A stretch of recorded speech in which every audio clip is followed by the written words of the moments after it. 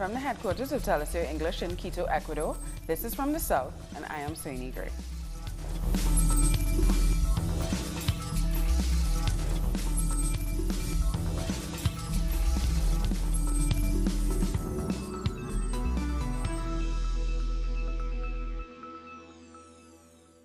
A Russian military plane was accidentally shot down by Syrian anti-aircraft missiles on Tuesday, killing 14. The Russian government says Israel is responsible and has threatened retaliation. According to Russia's defense military, Israeli fighter jets mounted sudden air attacks in the area where the plane was working. The Israeli military gave Moscow a 1-minute warning before starting its operations, which did not allow for the downed plane to get to safety. The Russian Defense Ministry called Israel's actions hostile and an act of provocation. We see the provocative actions by Israel as acts of hostility. As a result of the irresponsible actions of the Israeli military, 15 Russian service personnel perished. This absolutely does not correspond to the spirit of Russian-Israeli partnership. We reserve the right to take commensurate measures in response. Russia and Turkey have agreed to create a buffer zone in Syria's Idlib province. President Vladimir Putin and Recep Tayyip Erdogan reached an agreement to separate Syrian government troops from rebel forces in that part of Syrian province. All heavy weapons will also be withdrawn from the area. The demilitarized zone will come into force by October 15th. We both agree that implementation of the planned steps will give a new momentum to the process of resolving of the Syrian conflict politically, allowing us to intensify work on the Geneva platform, and that will contribute to peace returning to Syrian soil. Together we will ensure the detection and the prevention of provocations by third parties and violations of the agreement. With this aim, Russia and Turkey will carry out coordinated patrols on the borders on both sides of the demilitarized zone, which will be designated. Our correspondent in Moscow, Hansel Oro, has more. Turkish President Recep Tayyip Erdogan met with his Russian counterpart Vladimir Putin in Sochi, Russia, to discuss the situation in the Syrian province of Idlib. They agreed to create a demilitarized zone of about 15 to 20 kilometers. It will be controlled by Turkish and Russian authorities with the goal of mediating negotiations between the armed opposition and the government of Bashar al-Assad, and also to protect civilians from further attacks. The demilitarized zone should be ready by 15 October, and opposition forces have until 10 October to withdraw their weapons from the area. According to Erdogan, the meeting will allow for new opportunities for the Middle East, and especially for Syria. South Korean President Moon Jae-in arrived in Pyongyang on Tuesday to hold his third summit with North Korean leader Kim Jong-un. The two leaders shared a warm embrace. Their countries have virtually been at war for decades. This trip marks the first time since 2007 that a South Korean president has traveled to the north. Both leaders are seeking to improve bilateral relations and are trying to keep denuclearization of the Korean peninsula on track. Kim Jong-un is reportedly keen to discuss increasing economic aid from the South. During the three-day visit, talks will also center on a possible second summit between Kim and U.S. President Donald Trump. The warm welcome for President Moon Jae-in means that our people are hoping for faster and bigger outcomes, just like the outcomes we have achieved together so far. I think we should not forget the people's hopes and expectations, but have to work at a faster pace and make bigger achievements. If South Koreans get to see North Koreans warmly welcoming us, they will be very proud and touched. They would also think that this summit will bear abundant fruit. Just one day after Peru's president threatened to close down Congress, lawmakers say they will approve his 4 political reforms so that they can go to a referendum in October. Congress achieved in one morning what it couldn't do in 40 days. It gave the nod to one of the 4 law reform proposals and committed to have the entire reform package read by October the 4th. The plea doesn't change the constitutional frame. However, we have agreed to invite the Ministry Council President to Wednesday's session so he can come and raise his matter of trust. para la sesión plenaria que tendremos. The Further Popular Party of Keiko Fujimori, which has the majority in Congress, had been blocking President Vizcarra's proposal to tackle corruption. In a televised address on Sunday, Vizcarra threatened to dissolve Congress if it failed to expedite his proposed reforms. Of all 4 projects, not one has a verdict, not one in 40 days. On the contrary, we have seen congressmen trying to delay and distort the projects with absurd modifications that, if approved, will render them useless and even harmful to the country.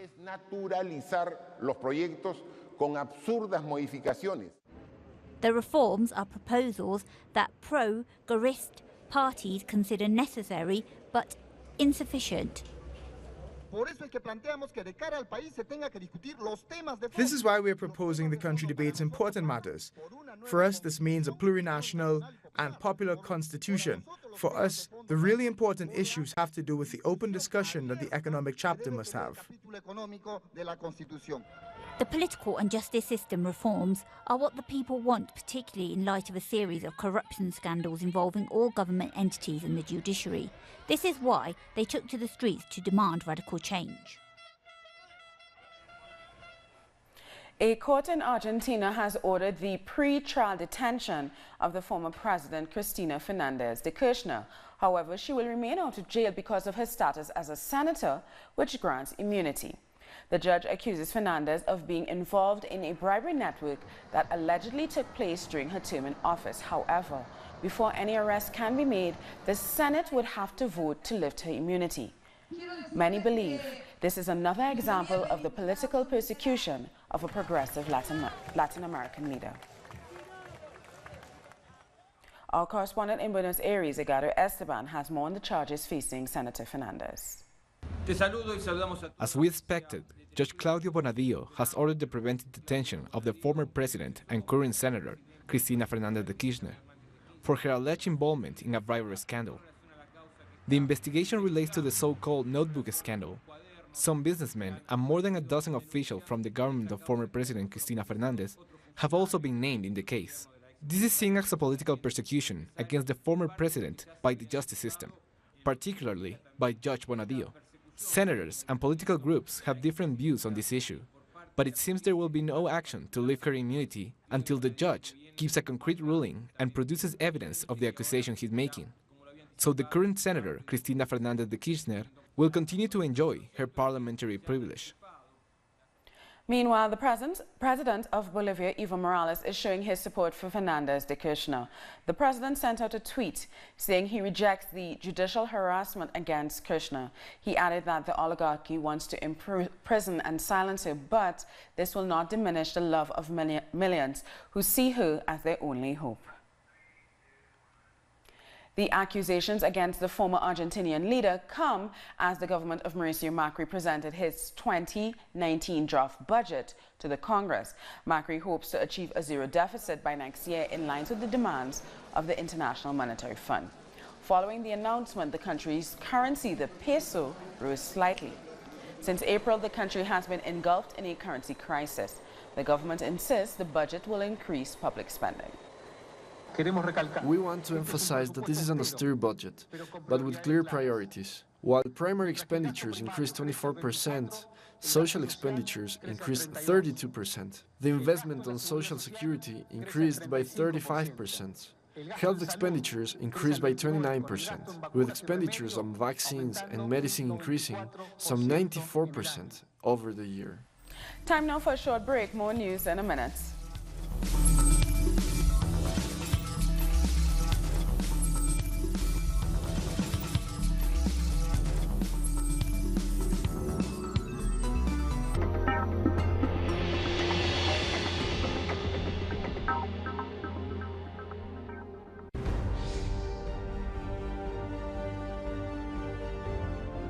Acompañamos a los pueblos que resisten en cada una de sus luchas. Somos esa ventana que se abre para visibilizarlos entre fronteras.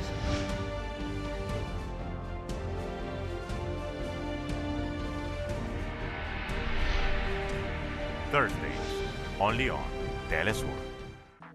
Telesur brings you special interviews with social and political personalities. Monday, from Washington. Tuesday, from Mexico. Wednesday, from Caracas. Thursday, from Quito. Friday, from Havana. Analysis about our continent's reality. Weekdays, only on Telesur.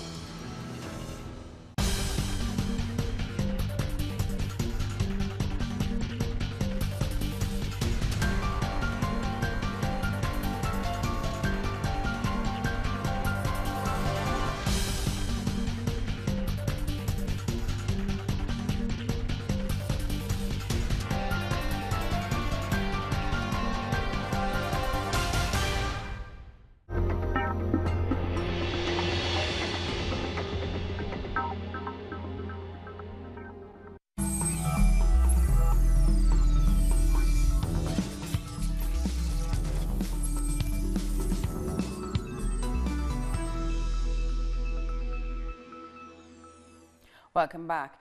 In Honduras, the first hearing for persons accused of murdering the activist Berta Cáceres has been suspended. Now the victim's family has submitted a request for an independent trial amid accusations of a political cover-up. Cáceres' relatives and their attorneys arrived at the court with doubt weighing heavily on their minds.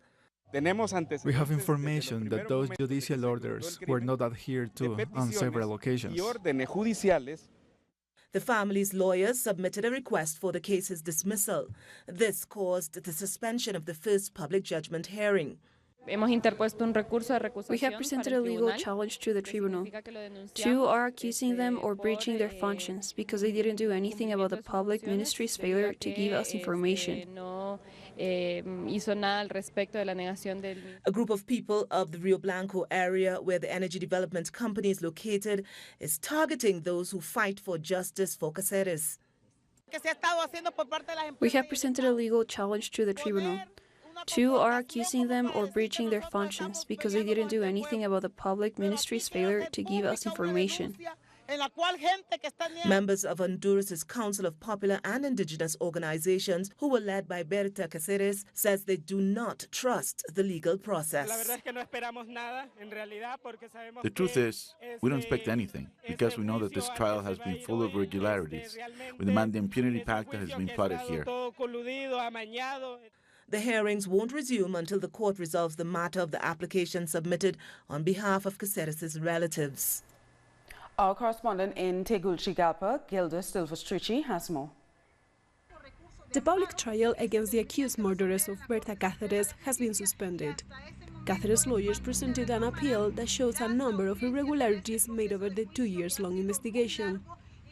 There is also the fact that there is still a number of unresolved orders to protect constitutional rights of those taking part in the trial. After all that is resolved, the trial will begin again. According to Cáceres' lawyers, the investigation and trial have been full of irregularities, not only from the court, but also from the public ministry. The lawyers have been given access to Cáceres' case file, and evidence presented by the family has not been accepted. For these reasons, lawyers demand an independent court to help to find real justice. Cuba's President Miguel Díaz-Canel says he supports gay marriage. During an exclusive interview with Telesur, Díaz-Canel said that recognizing same-sex marriage is another step towards eliminating discrimination. The new Cuban constitution will define marriage as between two people instead of between a man and a woman. The approach of recognizing marriage between two people, without limitations, responds to a problem of eliminating all types of discrimination in society. Díaz-Canel also says Cuba wants dialogue with the United States, but it won't accept conditions. You cannot have dialogue where one side puts conditions on the other, where you have to give up your sovereignty and your independence. You cannot have talks where one side demands you accept their agenda, and that is what the United States has been doing for years.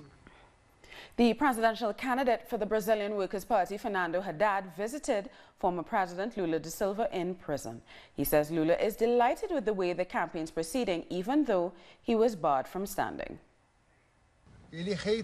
Lula repeated that he will not trade his dignity for his freedom.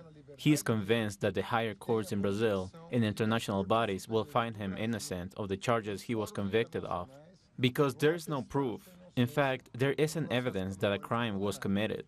In addition to that, he praised our campaign and its priorities focused on workers' interests, jobs, and education. And thousands gathered in Sao Paulo to demand that Lula be freed from prison. More than this report. People were indeed merry.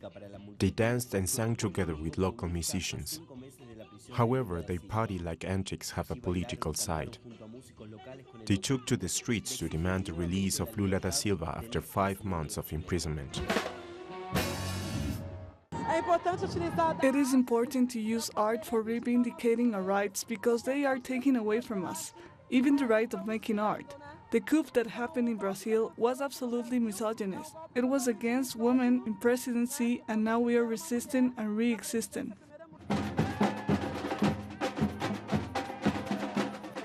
Free Lula's festival has taken place exactly 3 weeks before presidential elections of 7th October. This is the atmosphere right now in Avenida Paulista.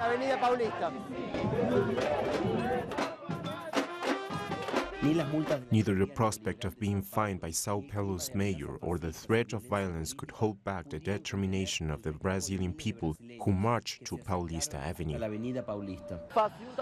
Fascism wants to take over the country, and we should take care to keep it away from the population. We need culture and art. That's the solution for our country, and not weapons.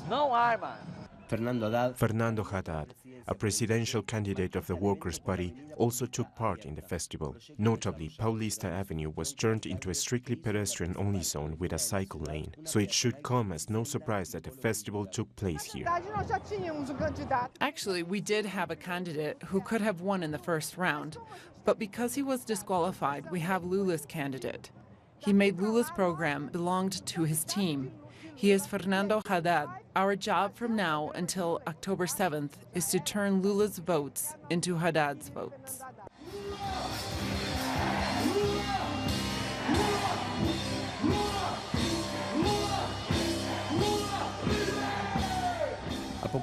A few days after his candidacy was announced, public opinion surveys show Fernando Haddad is in second in popularity, and in first place when the people know that he is Lula's candidate. From January 1st, 2019, Jamaica's government will institute a ban on the importation of styrofoam and all single-use plastics. The historic move is part of a phased process of reducing the country's use of plastics and plastic-based products. They also hope to regulate specific categories of plastic packaging materials. Minister with responsibility for the environment, Darrell Vaz, made the announcement on Monday evening. As of January 1st, 2019, the government will impose a ban on the import, manufacture, distribution and use of all single-use plastic carrier bags with the dimensions at and below 24 inches by 24 inches, which includes those bags commonly referred to locally as scandal bags and T-shirt bags used primarily in the retail and wholesale sectors. Commencing January 1st, 2019, the government will institute a ban on the importation of expanded polystyrene foam, commonly referred to as styrofoam, for use as finished goods in the food and beverage industry. That is, food and beverage containers. In addition to the local manufacture and distribution of polystyrene foam for use as finished goods in the food and beverage industry will be banned as of January 1st, 2020. Time for the second break of this newscast. Don't go away.